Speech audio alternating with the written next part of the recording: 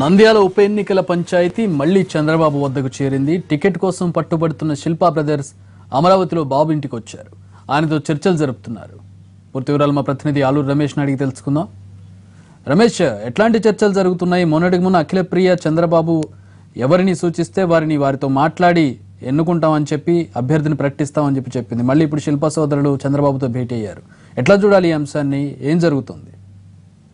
తగిన కసరత్తు జరుగుతుందని మనం చెప్పవచ్చు. ఓవైపు భూమా కుటుంబం నంద్యాల ఉప ఎన్నికల్లో టికెట్ తమకే ఇవ్వాలని పట్టుబడుతోంది. మరోవైపు శిల్పా సోదరులు శిల్పా మోహన్ రెడ్డి తాను పోటీ చేసేందుకు సిద్ధంగా ఉన్నానని, తనకు పార్టీ నుంచి టికెట్ కేటాయించాలని పట్టుబడుతున్నారు. దీనికి సంబంధించి ఇప్పటికే పార్టీ పెద్దలు అంటే పార్టీ రాష్ట్ర అధ్యక్షుడు కళా వెంకటరావుతో పాటు సుజనా చౌదరి కూడా వీరందరితో కూడా నిన్న చర్చలు జరిపినటువంటి పరిస్థితి. నిన్న పార్టీ కార్యాలయంలో వారి నుంచి కొంత ఫీడ్బ్యాక్ తీసుకున్నారు. వీరితో పాటు ముఖ్యమంత్రి పార్టీ నేతల నుంచి, జిల్లాలోని వివిధ యంత్రాంగం నుంచి, అదేవిధంగా ఇంటెలిజెన్స్ నుంచి కూడా కొంత నివేదికలు తెప్పించుకుంటున్నారు. నిన్న పార్టీ పెద్దలతో మీటింగ్ తర్వాత భూమా కుటుంబం ముఖ్యమంత్రితో భేటీ అయింది. భూమా కుటుంబం తన యొక్క అభిప్రాయాన్ని ముఖ్యమంత్రితో షేర్ చేసుకున్నట్లుగా తెలుస్తోంది. టికెట్ తమ కుటుంబ సభ్యుడు పోటీ చేసి ఖాళీ అయిన సీటు కాబట్టి తమకే కేటాయించాలని భూమా అఖిలప్రియ గట్టిగా పట్టుబడుతూ ఉన్నారు. టికెట్ ఖచ్చితంగా తమకే ఇవ్వాలి అనే అంశంతో పాటు ఎందుకు తమకే కేటాయించాలి, సాంప్రదాయంగా ఏమొస్తుందనే అంశాలు ఇప్పటికీ ఆమె ముఖ్యమంత్రి దృష్టికి, పార్టీ పెద్దల దృష్టికి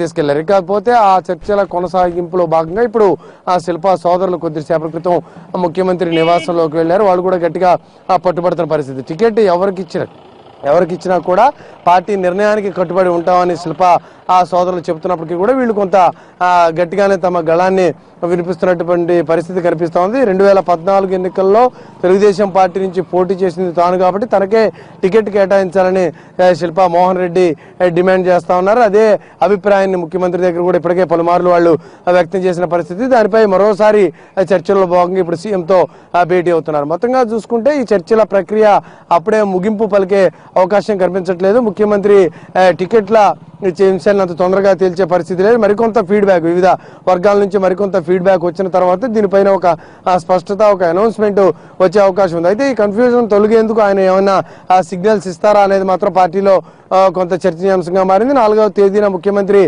15 మంది బృందంతో అమెరికా పర్యటనకు వెళ్తున్నారు. ఈ పర్యటన తర్వాత దీనిపై ఒక క్లారిటీ వచ్చే అవకాశం ఉంది. కొద్దిసేపటి క్రితం లోపలికి వెళ్ళిన శిల్పా బ్రదర్స్ కూడా ఈ రోజు తమ అభిప్రాయాన్ని ముఖ్యమంత్రి ముందు మరోసారి గట్టిగా వినిపించే ప్రయత్నం చేస్తామని చెప్తా ఉన్నారు. అయితే ఇప్పట్లో క్లారిటీ వచ్చే పరిస్థితి మాత్రం కనిపించట్లేదు. ముఖ్యమంత్రి విదేశీ పర్యటన తర్వాత దీనిపై ఒక స్పష్టత వచ్చే అవకాశం కనిపిస్తా ఉంది. అయితే రమేష్, ఏదేమైనా కూడా ఎడ్జి ఎవరికి ఎక్కువగా ఉంది, ఎవరు గెలుస్తారనే దాన్ని బట్టే టికెట్ ఇచ్చే అవకాశం కనపడుతోంది. ప్లస్ ఇప్పుడు భూమా అఖిలప్రియ సైడ్ సింపతి కూడా ఉండే అవకాశం కనపడుతోంది. వాస్తవంగా గ్రౌండ్ లెవెల్లో ఎవరికి పట్టు ఎక్కువ ఉంది, ఎవరికి ఎడ్జ్ ఎక్కువ ఉంది?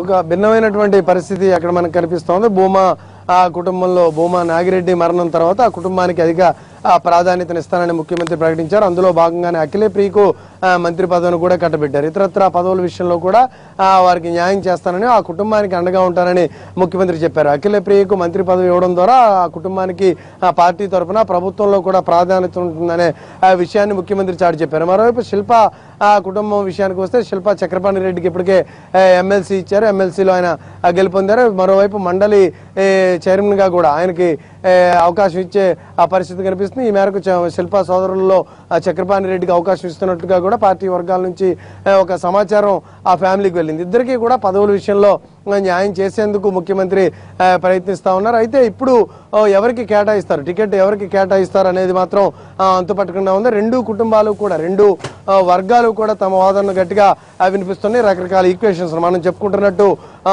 2014లో తామే పోటీ చేశాం కాబట్టి తిరిగి తమ కుటుంబానికే ఆ టికెట్ కేటాయించాలని శిల్పా సోదరులు గట్టిగా పట్టుబడుతున్నారు. అయితే తమ కుటుంబ సభ్యుడు కోల్పోయిన సీటు కాబట్టి తమ కుటుంబంలో వారికే ఇవ్వాలని అఖిలప్రియ కూడా పట్టుబడుతున్నటువంటి పరిస్థితి. పైకి రెండు వర్గాలు ఎవరికి కేటాయించినా కూడా అధిష్టానం యొక్క నిర్ణయాన్ని ఆమోదిస్తాము, అందుకు అనుగుణంగా పని చేసుకు వెళ్తామని చెబుతున్నప్పటికీ కూడా ఫైనల్ రిజల్ట్ వచ్చిన తర్వాత ఆ పరిస్థితి కనిపిస్తుందా లేదా అనేది కొంత సస్పెన్స్ గా మారుతుంది. ప్రతి ఎన్నిక కూడా కీలకంగా మారినటువంటి పరిస్థితి. ప్రస్తుత పరిస్థితుల్లో దీనిపై ముఖ్యమంత్రి ఎటువంటి నిర్ణయం తీసుకుంటారు, పార్టీ అధినేతకు ఎటువంటి ఫీడ్బ్యాక్ ఉందని అనేది పార్టీ వర్గాల్లో కూడా కొంత ఉత్కంఠ నెలకొంది. శిల్ప సోదరులకు ఇవ్వడం ద్వారా వచ్చేటటువంటి కలిగే లాభం ఏంటి అనే అంశాలపై ఆయన బేరీజు చేస్తున్నట్టుగా తెలుస్తోంది. కేవలం వీరు చెప్పినటువంటి అంశాలే కాకుండా పార్టీలోని వివిధ వర్గాల నుంచి, ఇంటెలిజెన్స్ నుంచి, స్థానిక నేతల నుంచి కూడా ముఖ్యమంత్రి ఫీడ్బ్యాక్, అభిప్రాయాలు తెప్పించుకుంటున్నట్లుగా మనకి సమాచారం అందుతోంది.